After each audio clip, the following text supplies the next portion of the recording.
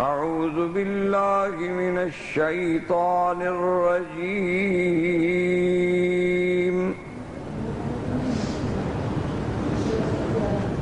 بسم الله الرحمن الرحيم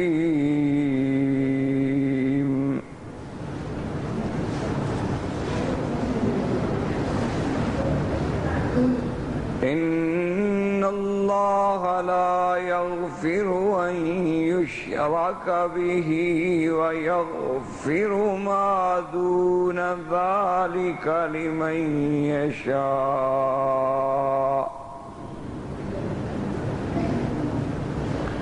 ومن يشرك بالله فقد ضل ضلالا بعيدا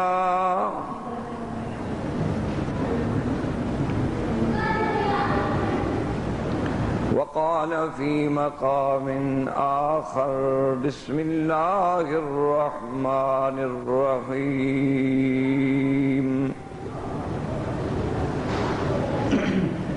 فمن كان يرجو لقاء ربه فليعمل عملا صالحا ولا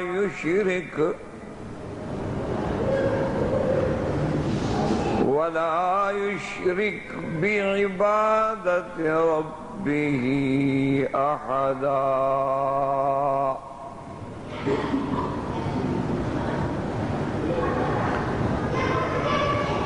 قال النبي صلى الله عليه وسلم أنا خاتم النبيين وأنتم خاتم الأمم. صدق الله العلي العظيم وصدق رسوله النبي الكريم ونحن على ذلك لمن الشاهدين ومن الشاكرين والحمد لله رب العالمين.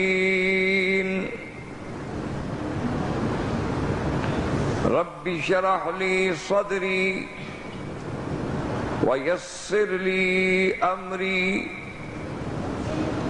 واحلل عقدة من لساني يفقهوا قولي.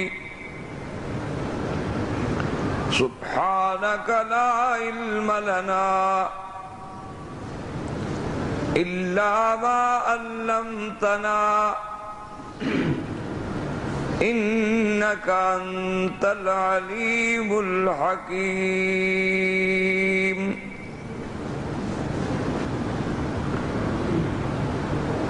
مجھ سے پہلے برادر عزیز نعمانی صاحب نے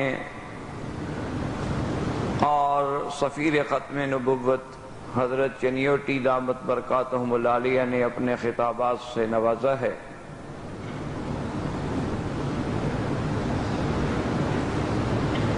اور آپ یہ خوشخبری بھی الحمدللہ سن چکے ہوں گے کہ گامبیا جو افریقن ملکوں میں سے ایک ملک ہے اور جہاں قادیانیت کا مرزائیت کا بڑا ہولڈ تھا، بڑا اثر تھا، بڑے ان کے ادارے تھے، مدارس تھے، اور انہوں نے مسلمانوں کو ورغلانے کے لیے، دھوکہ دینے کے لیے ایک بڑا سنہرا جال پھیلا رکھا تھا.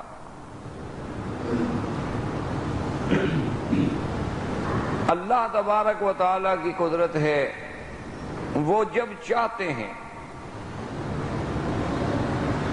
تو چڑیوں سے شہبازوں کو مروا دیتے.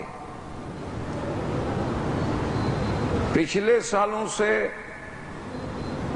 مرزا آپ کو پتا ہے کہ ان کے پاس چینل ہے، ان کے پروگرام انٹرنیٹ پہ ہیں، جدید وسائل سے لیس ہیں، جن کی پشت پہ یہودیت ہے، اسرائیل ہے، تل ابیب میں جن کے مراکز ہیں، وہاں سے جن کے رسائل و جرائد چھپتے ہیں، اور پھر پوری کفر کی قوتیں، طاقتیں ان کے ساتھ ہیں، اور اس کے مقابلے پر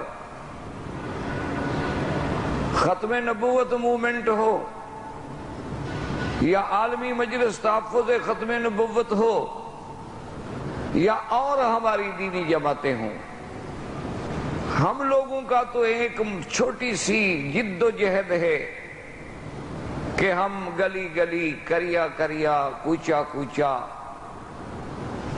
بھاگ کے، دوڑ کے، کہیں مسجد میں، کہیں مدرسے میں، کہیں کسی حال میں جا کے اپنی بات دوڑانے کی کوشش کرتے ہیں، بہرحال تاکہ یہ کہہ سکیں سردار بھی پکارا، لب بام بھی صدا دی، سردار بھی پکارا، لب بام بھی صدا دی، میں کہاں کہاں نہ پہنچا تیری یاد کی لگن میں۔ ہم صرف قیامت میں حضور کے سامنے سرخرو ہو سکیں۔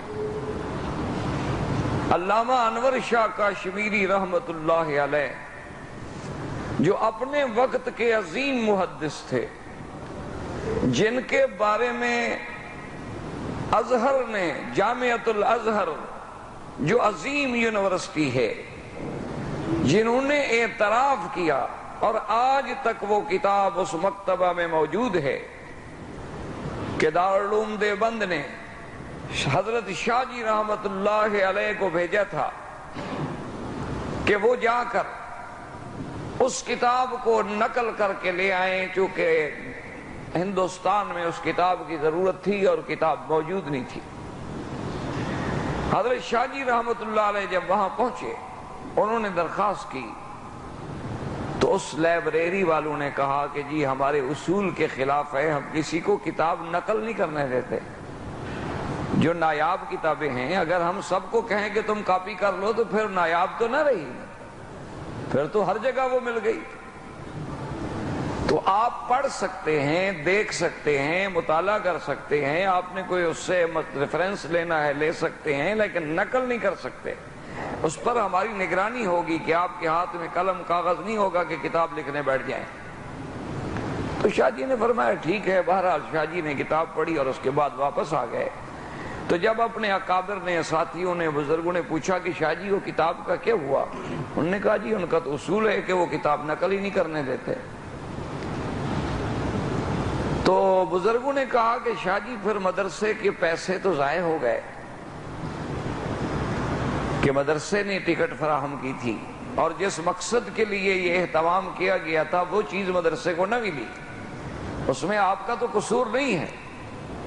شاہ جی نے کہا اچھا اللہ رحمت فرمائیں گے۔ تو رات کو بیٹھ کے شاہ جی نے محض اپنے حافظے کی بنیاد پر وہ پوری کتاب الف سے لے کر یہ تک لکھ دی، اور صبح وہ کتاب مشائخ کو پیش کر دی کہ حضرت یہ کتاب تھی وہ۔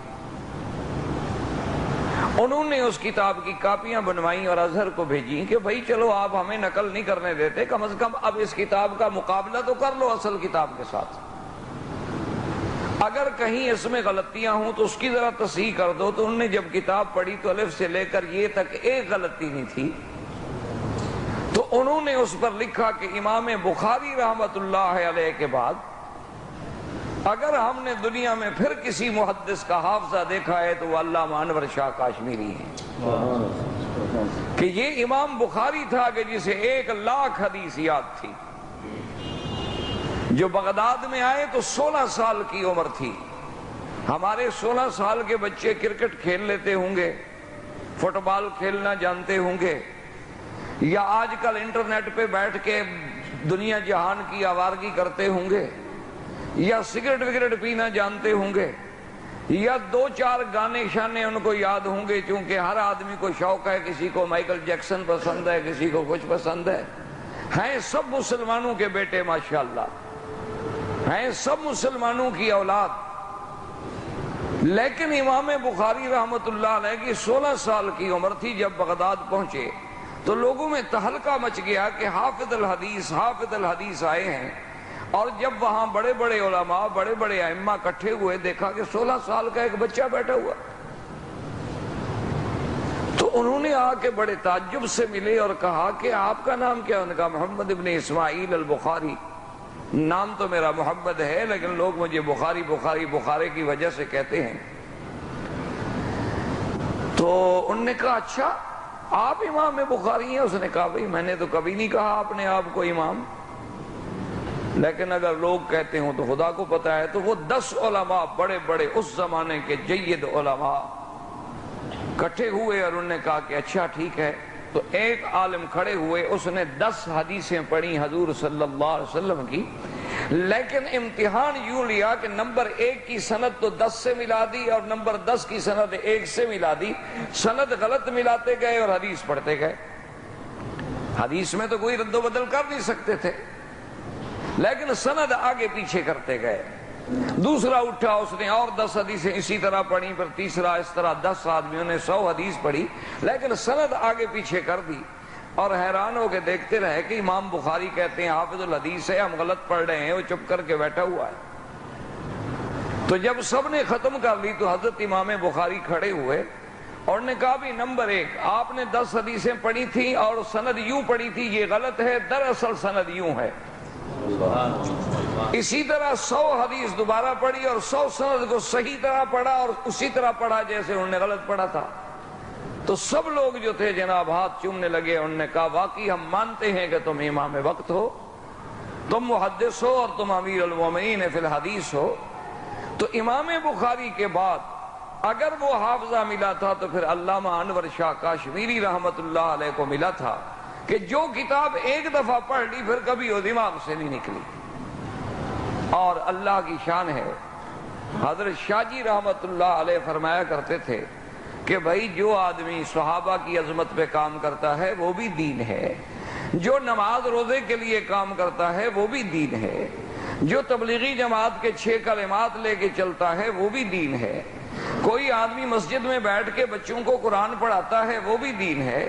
لیکن فرماتے تھے کہ جو آدمی ختم نبوت کے لیے کام کرے گا، یہ بات یاد رکھ لینا کہتے تھے کشمیری کی، کہ نماز ہو، روزہ ہو، حج ہو، زکوٰۃ ہو، کہیں حضور کے اقوال کی حفاظت ہے، کہیں حضور کے اعمال کی حفاظت ہے، کہیں حضور کے افعال کی حفاظت ہے، اور ختم نبوت جو ہے حضور کے ذاتی اعزاز کی حفاظت ہے۔ یہ حضور کا اعزاز ہے، یہ حضور کا عزم ہے، حضور کا لقب ہے۔ فرماتے تھے کہ الحمدللہ اللہ نے مجھے بصیرت بھی دی ہے، مجھے بصارت بھی دی ہے، جو ختم نبوت کے کام میں ایک دن بھی چلے گا تو اللہ کا نبی اس کی شفاعت ضرور فرمائیں گے۔ صلی اللہ علیہ وعلا آلہ واصحابہ وسلم تسلیما کثیرا کثیرا۔ تو آپ کو میں عرض یہ کر رہا تھا کہ یہ غریب لوگ اور ہمارے ساتھی ابتدا سے دیکھ لیں، حضرت اللہ شاہ بخاری پہ نظر ڈالیں، علامہ انور شاہ کاشمیری پہ نظر ڈالیں، حضرت جلندری رحمت اللہ علیہ پہ نظر ڈالیں، لال حسین اختر پہ نظر ڈالیں، علامہ خالد محمود صاحب پہ نظر ڈالیں، حضرت چنیوٹی پہ نظر ڈالیں، ہمارے تمام اکابر پہ بڑوں پہ نظر ڈالیں۔ یعنی اللہ کا فضل ہے، گاڑیاں تو بڑی بات ہوتی ہے، سائیکل بھی نہیں ہوتی تھی، سائیکل اپنی ذاتی نہیں ہوتی تھی۔ کبھی گئے اسٹیشن پہ پہنچے تو مہمان دعوت کرنے والے نے اسٹیشن پہ پہنچا دیا پلیٹ فارم پہ اور السلام علیکم کہہ دیا، اور اس کے بعد ٹکٹ کے پیسے کسی کی جیب میں نہیں۔ 2 آنے کا پلیٹ فارم ملتا تھا، وہ لے لیتے تھے کہ کہیں آگے پکڑے جائیں تو کم از کم یہاں سے تو ٹکٹ بنے، ایسا نہ ہو کہ وہ پیچھے لاہور سے ساری بنا لیں ٹکٹ۔ تو وہ پلیٹ فارم کے ذریعے جناب پہنچتے تھے، کوئی راستے میں ساتھی مل گیا تو اس نے پیسے دے دیے تو ٹکٹ لے کے پھاڑ دی کہ قیامت میں نہ پکڑے جائیں کہ بھئی ہم نے گاڑی تو استعمال کی ہے لیکن ہم نے ٹکٹ نہیں لیا تھا اس کی۔ یعنی ہمارا یہ حال ہو اور ادھر کفر کی قوتوں کا یہ حال ہو تو اس کو اسی لیے چیلنج تھا، اور اس نے تقریروں میں کہا کہ یہ سال مولویوں کی بربادی کا سال ہے، اور اس نے جال پھیلایا، ہمارے علماء قتل ہوئے، ہمارے علماء آزمائشوں میں ڈالے گئے، بلکہ آپ نے دیکھا ہوگا کہ پورا ملک آزمائش میں مبتلا کر دیا گیا۔ یہ ساری اس دشمن کی چال تھی کہ کسی طرح وہ آئین جو پاکستان میں ہمیں کافر قرار دیتا ہے، اس آئین کو کسی طرح توڑا جائے، اس کے فیصلوں کو کسی طرح بدلا جائے، اس کی اس ترمیم کو کسی طرح ختم کر دیا جائے جس میں ختم نبوت کا مسئلہ حل کر دیا گیا ہے۔ یہ سارا جال یہودیت کے تانے بانوں کے ساتھ بنا گیا، اور مقابلہ کرنے والے کون تھے؟ کہیں قاری طیب صاحب، کہیں علامہ خالد محمود، کہیں مولوی مکی، کہیں عبدالحفیظ مکی، کہیں مولوی صاحب چنیوٹی، کہ صبح کا سفر ہو تو شام کا پتہ نہیں ہوتا کہاں جانا ہے۔ لیکن اللہ تبارک و تعالیٰ کی دیکھیں کہ کتنی بڑی شان ہے کہ اللہ نے فرمایا کہ تم حق پر ہو اور میری نصرت حق والوں کے ساتھ ہوتی ہے۔ یوم الفرقان میں بھی تم نے دیکھ دیا، ابو جہل کے پاس طاقت تھی، میرے مدنی کے پاس نیاز تھی۔ ابو جہل کے پاس تکبر تھا، میرے مدنی کے پاس صداقت تھی۔ ان کے پاس ہتھیار تھے، میرے مدنی کے پاس صحابہ تھے۔ ان کے پاس پوری دولت اور پیسہ تھا، اور محمد مدنی صلی اللہ علیہ وسلم کے ہمراہ میں صداقت تھی۔ تو اللہ نے یوم الفرقان میں کیسی مدد دی کہ اس کے انٹرنیٹ، اس کے وہ ٹی وی چینل، وہ سارے دھرے رہ گئے، اور گمبیا میں بھی الحمدللہ اس کے صدر نے ان کو غیر مسلم اقلیت قرار دے دیا، اور وہاں وہ اپنی موت مر گئے، جس کا فیصلہ ہوا کہ حق الحق یعلو ولا یعلا، کہ حق ہمیشہ غالب رہتا ہے، حق کبھی مغلوب نہیں ہوتا، اور حق کی بازی کبھی وسائل سے نہیں جیتی جاتی، حق کی بازی کبھی ہتھیاروں سے نہیں جیتی جاتی، حق کی بازی جو ہے وہ عزم سے، اخلاص سے، نیت سے، صداقت سے جیتی جاتی ہے کہ ان تنصروا اللہ ینصرکم۔ اور اسی لیے مجھے یاد آ رہا ہے کہ ایک دفعہ حضرت شاہ جی رحمت اللہ علیہ زندہ تھے، ہم نے ان کو بڑھاپے میں دیکھا تھا، آخری عمر میں، اور مرزا غلام نبی جاں باز جو شاعر تھے ختم نبوت کے، احرار کے، اللہ ان کی قبر پہ رحمت کرے، تو انہوں نے شاہ جی کی موجودگی میں، اور مرزائیوں کا بڑا جور تھا، تو اس وقت ایک بات کہی تھی جو معلوم ہوتا ہے کہ آج بالکل سامنے سی آ رہی ہے۔ تو اس نے اس دور میں یہ بات کہی تھی کہ کوئی منجم سے پوچھ آئے فلک سے کیوں ٹوٹتے ہیں تارے، کوئی منجم سے پوچھ آئے فلک سے کیوں ٹوٹتے ہیں تارے، مجھے تو محسوس ہو رہا ہے پھر ایک نیا انقلاب ہوگا، مجھے تو محسوس ہو رہا ہے پھر ایک نیا انقلاب ہوگا۔ اور اس کے آخر میں انہوں نے کہا تھا کہ گردش وقت کہہ رہی ہے کہ وقت کے منتظر رہو تم، او کسی کی پیری چمک اٹھے گی، کسی کا رسوا شباب ہوگا۔ تو آج دیکھ لیں کہ ان کا شباب، ان کی طاقت، ان کی قوت رسوا ہو گئی۔ اچھا، اور خدا کی شان دیکھیں کہ فیصلے کرنے والے صدر کا نام کیا ہے؟ اس کا نام کیا ہے؟ اور میرے مدنی کے ختم نبوت کے پہلے محافظ کا نام کیا ہے؟ ہاں جی، دیکھو نام میں کتنا مناسبت ہے۔ اب یہ اللہ کی طرف سے، ورنہ ہم نے نام رکھا تھا گمبیا کے صدر کا، ہم نے ان کو سکھایا تھا، ان کے والدین کو، کہ یہی نام رکھنا، کل ہم دلیل بنا سکیں۔ یہ فیصلے اللہ کے ہوتے ہیں۔ اچھا، اور میں نے کل بھی عرض کیا تھا کہ اللہ نے میرے مدنی کے جیسے آسمانوں میں 4 فرشتے چنے تھے، اور زمین میں بھی اللہ نے میرے مدنی کے 4 وزیر، 4 خلفاء چنے تھے۔ ان میں سب سے پہلا خلیفہ کون ہے؟ سیدنا، کہہ دو، ڈرتے ہو کیا بھائی؟ آپ کیوں ڈرتے ہیں؟ مسجد میں بیٹھے، خیریت ہے، کوئی ایسی کچھ بھی نہیں ہوگا۔ پہلے خلیفے کا نام کیا ہے؟ ابو بکر تو کنیت ہے، آگے نام کیا ہے؟ صدیق تو لقب ہے، عتیق بھی لقب ہے۔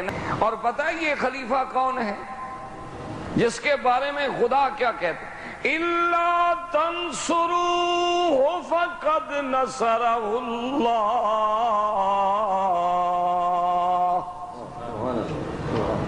إِذْ أَخْرَجَهُ الَّذِينَ كَفَرُوا ثَانِيَ اثْنَيْنِ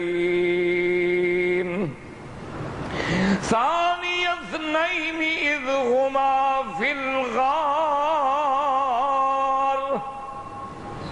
إِذْ يَقُولُ لِصَاحِبِهِ لَا تَحْزَنْ إِنَّ اللَّهَ اللہ معنا.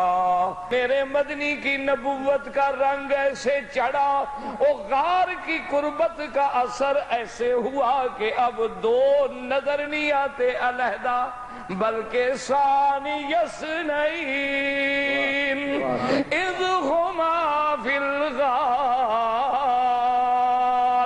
میرے استادوں کے برابر، میرے بلکہ شاید استادوں کے بھی استاد ہوں، علامہ صاحب بیٹھے ہیں، ان سے پوچھیں کہ واحد کے بعد تو اثنین آتا ہے، لیکن اللہ نے یہاں جو فرمایا ثانی اثنین، یہ دو میں سے دوسرا کون ہے؟ کہہ دو عبداللہ، کہہ دو عبد الکعبہ، کہہ دو ابی بکر، کہہ دو الصدیق، کہہ دو العتیق، کہہ دو اول الخلفاء، کہہ دو وزیر النبی فی الارض، صاحبہ فی الغار وفی المزار.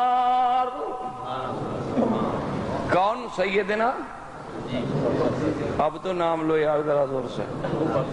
سیدنا ابی بکر، کہہ دو رضی اللہ عنہ، سب کہہ دو زور سے رضی اللہ عنہ. پتہ ہے صدیق کون ہے؟ اللہ اکبر. ایمان سے کہیں. علماء بیٹھے ہیں، قاری طیب صاحب بیٹھے. میرے مدنی نے زمانہ کفر میں بھی کبھی کسی غیر کا سجدہ نہیں کیا، یعنی زمانہ جاہلیت میں جو زندگی گزری، مدنی تو پہلے دن سے نبی ہے، معصوم ہیں. اور یہ شان پھر ملی تو ابی بکر کو ملی